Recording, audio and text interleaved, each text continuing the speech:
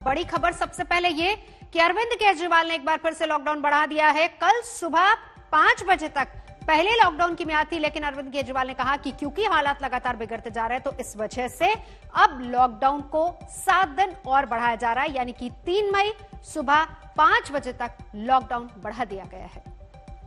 अभी भी कोरोना का कहर जारी है और कोरोना कम नहीं हो रहा, तो इसीलिए उसके मद्देनजर कई लोगों के भी, जनता के बीच में भी जब हम लोगों ने बात करने की कोशिश की, सबका मत यही है कि लॉकडाउन को भी और बढ़ाना चाहिए।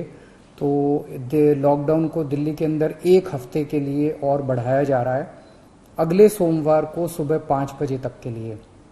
दिल्ली में ऑक्सीजन की काफ़ी कमी महसूस हो रही है।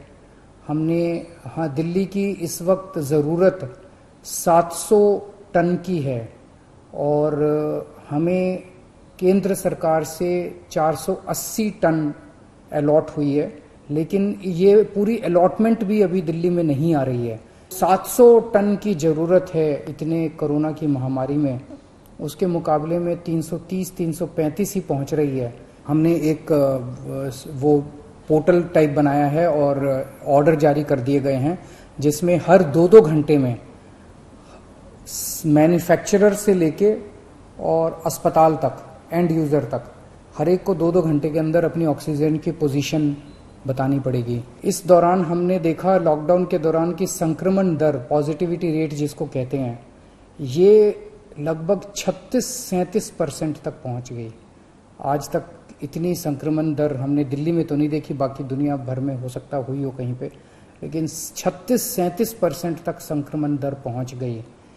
पिछले 1-2 दिन से थोड़ी सी कम हुई है, आज 30 के नीचे आई है, 29 पॉइंट कुछ आई है। दिल्ली में लॉकडाउन लगाए जाने पर और जानकारी दे रहे मेरे सहयोगी अरविंद ओझा।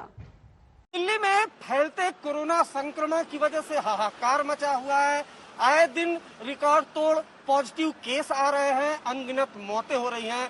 उसको देखते हुए दिल्ली के मुख्यमंत्री अरविंद केजरीवाल ने 7 दिन के और लॉकडाउन का ऐलान कर दिया है, यानी सोमवार 5 बजे तक जो लॉकडाउन की मियाद थी वो खत्म हो रही थी, लेकिन अब अगले सोमवार 5 बजे तक लॉकडाउन दिल्ली में जारी रहेगा। इस वक्त मैं दिल्ली के मॉडल टाउन इलाके में मौजूद हूँ और देखें, इसी तरीके से पिछले 7 दिन से तमाम जो दुकानें हैं वो बंद पड़ी हुई हैं। केवल एसेंशियल सर्विस को ही अलाउ किया गया है, सिर्फ एसेंशियल सर्विस को ही दिल्ली में आने जाने की इजाजत मिली है। उसके अलावा तमाम जो शॉप है वो बंद रहेगी, मेडिकल फैसिलिटी जो है वो अवेलेबल रहेगी। लेकिन जिस तरीके से दिल्ली में एक के बाद एक केसेस बढ़ रहे हैं, ऑक्सीजन की किल्लत हो रही है, इसको देखते हुए अरविंद केजरीवाल ने फैसला किया कि जो अंतिम विकल्प है इस वायरस के संक्रमण को रोकने के लिए, चेन को तोड़ने के लिए, वो है लॉकडाउन। इस वजह से जो 7 दिन का लॉकडाउन दिल्ली में चल रहा था उसको एक्सटेंड कर दिया गया है। 2 मई तक दिल्ली में लॉकडाउन जारी रहेगा। इस दौरान जो कोरोना वायरस का जो चेन है उसको तोड़ने में कामयाबी मिलेगी, ऐसा दिल्ली के मुख्यमंत्री अरविंद केजरीवाल का दावा है। कैमरामैन सत्येंद्र भाटी के साथ अरविंद ओझा, दिल्ली आज तक। दिल्ली में किल्लत सिर्फ ऑक्सीजन की नहीं बल्कि रेमडेसिविर को लेकर भी लोग सड़कों की खाक छान रहे हैं। मेरे सहयोगी सुशांत की रिपोर्ट देखिए। दिल्ली में ऑक्सीजन को लेकर के हाहाकार तो मचा हुआ है ही, साथ ही साथ अगर बात की जाए तो रेमडेसिविर को लेकर के भी लोगों के लिए एक बड़ी परेशानी जो है वो सामने नजर आ रही है। सरकार की तरफ से तमाम अस्पतालों में अगर बात की जाए और प्राइवेट अस्पतालों में लगातार लोगों को रेमडेसिविर के लिए प्रिस्क्राइब जो है वो किया जा रहा है, लेकिन दिल्ली के अंदर रेमडेसिविर की बड़ी स्तर पर कालाबाजारी भी जो हो रही है। ऐसे में सरकार की तरफ से पिछले दिनों रेमडेसिविर को लेकर के ऑथराइज सेंटर्स जो है वो बनाए गए थे, जहां पर रेमडेसिविर का इंजेक्शन जो है वो लोगों को मिल सके। इस वक्त हम मौजूद हैं आर्क फार्मास्यूटिकल्स में, जो कि उपहार सिनेमा के पास है, लेकिन आज संडे करके ये सेंटर क्लोज है। लेकिन सुबह से ही यहाँ पर रेमडेसिविर को लेकर लोग जो है वो परेशान होते हुए यहाँ पर पहुँचते हुए नजर आ रहे हैं। सबके प्रिस्क्रिप्शन पर आपको नजर आएगा कि सब लोग जो है वो यहाँ पर रेमडेसिविर लेने के लिए यहाँ पर आए हैं। ये बताइए कि किसके लिए आए हैं, आपको किसने प्रिस्क्राइब किया है? ये डॉक्टर ने प्रिस्क्राइब किया है रेमडेसिविर 100 mg। ये मेरे रिलेटिव हैं, उनके लिए आया हूँ और मैं 3 दिन से घूम रहा हूँ। मेरे को पूरे ओखला में मैं घूमा हुआ हूँ। ये drug controller department Delhi government की ऑफिशियल उन्होंने निकाला हुआ है। इसमें पूरी दिल्ली के अराउंड 30 सेंटर्स का नंबर है। इसमें से मैं 10 के पास जा चुका हूँ, कहीं दवाई अवेलेबल नहीं है, कल भी अवेलेबल नहीं थी और आज संडे है और ऐसे पैंडेमिक में भी सारे क्लोज किए हुए हैं इन्होंने आज भी, संडे क्लोज हैं सारे। यहाँ हमें कहीं दवाई नहीं मिल रही है, बहुत परेशान हो रहे हैं और डॉक्टर भी पता नहीं क्या सिर्फ इस रेमडेसिविर से ही ट्रीटमेंट होगा या कोई दूसरी दवाई भी दे सकते हैं, इसका हमें पता नहीं है। डॉक्टर सिर्फ यही रिकमेंड कर रहे हैं। जाहिर सी बात है सिर्फ रेमडेसिविर, क्योंकि इसके मिलते जुलते कई और सॉल्ट भी जो है वो होते हैं लेकिन ले सकते हैं। आप कहाँ से आए और कितने दिनों से आप अच्छा नोएडा से? ये पेशेंट आगरा में है, वहाँ पे कुछ नहीं मिल पा रहा है, उनके हॉस्पिटल्स में कुछ नहीं है और हम लोग रोज ये हंट के लिए निकलते हैं कि यहाँ पे मिल जाएगी, कहीं कोई भी बताता है कहीं पे भी हम वहाँ जा रहे हैं, बट मिल नहीं रहा है कुछ भी। एक तरफ मरीजों के अस्पतालों में कतार लगी है, बेड नहीं है, वहीं दूसरी तरफ कई लोग ऐसे भी हैं जो स्वस्थ होकर भी अस्पताल छोड़ने को तैयार नहीं है। कल नोएडा के डीएम और सीएमओ ने एक अभियान छेड़कर कई अस्पतालों से 200 बेड खाली करवाए हैं। एक तरफ जहां कोरोना वायरस की दूसरी लहर से पूरा देश परेशान है और पूरा हेल्थ केयर सिस्टम चरमरा गया है, वहीं दूसरी तरफ वीआईपी कल्चर से उन लोगों को इलाज नहीं मिल पा रहा है जिनको इसकी असल में जरूरत है। शनिवार को नोएडा के डिस्ट्रिक्ट मजिस्ट्रेट सुहास एलवाई और यहां के सीएमओ ने एक तरह की रेड मारी नोएडा के तमाम अस्पतालों में और करीब 200 बेड ऐसे फ्री कराए जहां पर वीआईपी कोविड मरीज भर्ती थे जिन्हें असल में अस्पताल के बेड की जरूरत नहीं थी। ये प्रकाश अस्पताल है, यहां से 30 बेड फ्री कराए गए हैं। जिम्स से 20, यथार्थ अस्पताल से 62, कैलाश अस्पताल से 33, शारदा से 15, जेपी से 23, फोर्टिस से 4, सेक्टर 39 कोविड अस्पताल से 19, इंडो गल्फ अस्पताल से 2, जेआर अस्पताल से 7, एसआरएस से 2, सूर्य अस्पताल से 5 और मेट्रो अस्पताल से 4 बेड फ्री कराए गए। ये स्थिति तब है जब तमाम लोग ऑक्सीजन की कमी से जूझ रहे हैं और हॉस्पिटल में बेड भी कम है। वीआईपी कल्चर इस प्रकार हावी हो रहा है कि इस तरीके के रेड्स की जरूरत सिर्फ नोएडा ही नहीं, दिल्ली और देश के तमाम उन शहरों में है जहां असल में हॉस्पिटल में बेड की कमी है। कैमरा पर्सन रविकांत तोतावार के साथ अभिषेक आनंद, नोएडा। और अब देखिए अस्पतालों की किल्लत पर भोपाल से रविश की रिपोर्ट। कोरोना के लगातार बढ़ते मामलों के बीच मध्य प्रदेश की राजधानी भोपाल में ऑक्सीजन की जबरदस्त मांग है। हम भोपाल के गोविंदपुरा इलाके में इस वक्त मौजूद हैं, जहां पर सुबह से लोग या फिर यूं कहें कि 24 घंटे लोग पहुंच रहे हैं ऑक्सीजन सिलेंडर रिफिल करवाने के लिए।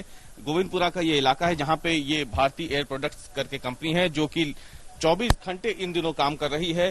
करीब 1000 ऑक्सीजन सिलेंडर रोजाना यहाँ पर दिए जाते हैं, जिनमें तमाम अस्पताल भी होते हैं और अगर किसी को अपने घर के लिए भी ऑक्सीजन चाहिए, जो होम आइसोलेशन में कई सारे मरीज हैं, तो उन सभी लोगों को यहाँ ऑक्सीजन उपलब्ध कराई जाती है। अब समस्या ये है कि इस प्लांट की जो क्षमता है वो करीब 1000 सिलेंडर्स की। अगर आप सामने तस्वीरों में देखें तो सभी अस्पतालों की एम्बुलेंस जो है वो यहाँ पे खड़ी हुई है। किसी को 10 सिलेंडर चाहिए, किसी को 15 सिलेंडर चाहिए और ऐसे यहाँ से फिर ये ऑक्सीजन भर के सिलेंडर्स अस्पतालों की ओर भागती हैं। लेकिन कई ऐसे अभी अस्पताल हैं, क्योंकि ये वेटिंग में चल रहा है। अंदर जो गाड़ियां हैं वो तो हैं, लेकिन बाहर भी कई अस्पताल का स्टाफ जो है वो मौजूद है सिलेंडर लेने के लिए। उनका भी नंबर आया नहीं है। क्या स्थिति है उनके अस्पताल में, ये हम जानने की कोशिश करेंगे। नवजीवन अस्पताल से जो स्टाफ सिलेंडर लेने आए हैं वो यहाँ पे मौजूद हैं। ये बताइए क्या नाम है भैया आपका? मुकेश नाम है सर। मुकेश, ये कहाँ पे है अस्पताल? ये बाग से बनी है। अभी क्या स्थिति है ऑक्सीजन की वहाँ पे, और यहाँ पे आपको कितना वेट इंतजार करते हुए समय हो गया? सर मुझे 3 से 4 घंटे हो गए यहाँ इंतजार करते हुए और ऑक्सीजन की वहाँ पे 3 या 4 सिलेंडर अभी हमारे पास अवेलेबल हैं बस। और हमारे पास 4 से 5 पेशेंट हैं जो वेंटिलेटर में हैं। मैंने अंदर जाके रिक्वेस्ट भी करी थी कि थोड़ा इमरजेंसी हो और आप हमारे थोड़ा सिलेंडर थोड़ा जल्दी करवा दीजिए। उसके बाद भी उन्होंने वेट करने के लिए बोला है मुझे। जी। कितने सिलेंडर लेने आए हो आप? सर 11 सिलेंडर है मेरे पास और रिक्वायरमेंट डेली हमारी 22 से 23 सिलेंडर की है। तो रिक्वायरमेंट पूरी हो पा रही है? नहीं हो पा रही है सर। कल भी हम लोग यहाँ पे दिन भर खड़े रहे थे लेकिन ऑक्सीजन सिलेंडर एक भी नहीं मिला था हमें और हम लोग यहाँ से नाइट में 10-11 बजे गए हैं वापस। फिर हम मंडी द्वीप से दोबारा फिर भरवा कर लेकर आए। तो आप देखिए कि ये स्थिति है। ये देखिए प्लांट के बाहर कहीं ऑटो में तो कहीं जो लोडिंग वाहन है या फिर एम्बुलेंस है, उन सभी में इस वक्त ऑक्सीजन सिलेंडर भरे पड़े हैं। सामने अगर आप देखें तो वो लोडिंग वाहन भी अगर आप देखें तो ये देखिए ऑक्सीजन सिलेंडर रखे हुए हैं। और इसके अलावा सामने जो गेट पे ऑटो खड़ा है वहां पे भी आपको दिख जाएंगे ऑक्सीजन सिलेंडर्स पड़े हुए हैं। ऑक्सीजन की जबरदस्त मांग इन दिनों राजधानी भोपाल समेत मध्य प्रदेश के ज्यादातर शहरों में है।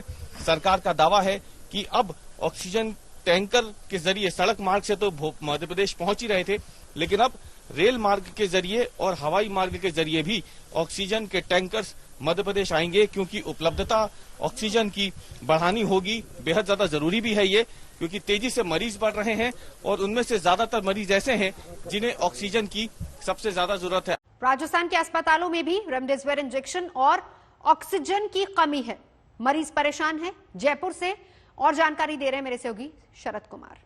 राजस्थान सरकार का दावा है कि अस्पतालों में रेमडेसिविर दवा जो है उपलब्ध है और जो निजी अस्पताल में जिनके मरीज भर्ती हैं वो भी मेल करके ले सकते हैं।